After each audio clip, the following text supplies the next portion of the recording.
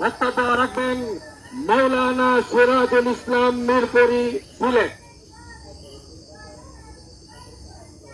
আসসালামু আলাইকুম নাহমাদুহু ওয়া নুসাল্লি আলা রাসূলিহিল কারীম আম্মা বাদ বিসমিল্লাহির রহমানির রহিম আর-রিজালু কাওয়ামুনা আলান নিসা।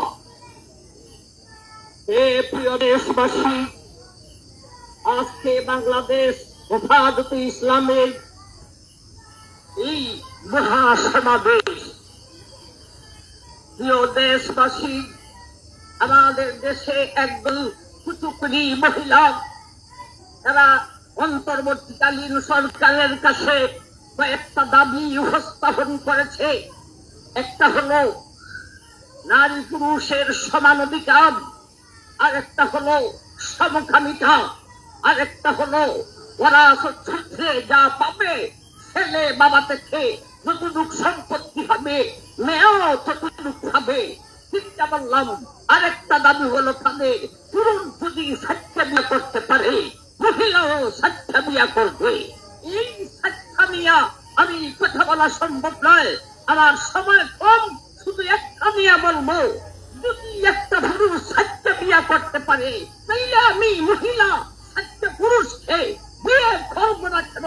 আমি জিজ্ঞাসা করি, সাচ্চা পুরুষ যদি তোমাকে ব্যবহার করে বিয়ে করে ফেটে যেই সন্তানটা হবে এটা সাচ্চা পুরুষের মধ্যে পুরুষার পরিষ্কার করে বলেছে। জানিয়ে রাখো এরা নাই একটা মহিলা যখন একটা পুরুষকে বিবাহ করবে এরপরে থেকে তেতুলিয়া গ্রন্থ এই মহিলাকে আর কোন পুরুষে বিবাহ করবে?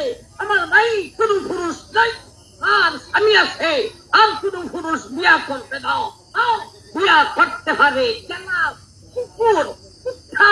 সুতরাং এই সমস্ত কুচুক্তি মহিলা কুচুক্তি মহল এরা হলো পাগল। এই পাগলামির জায়গা নাই, পাগলামির একটা সীমা আছে। জানিয়ে রাখুন, তুমি পাগল হতে পারো, দেশবাসী পাগল নয়। জানিয়ে রাখো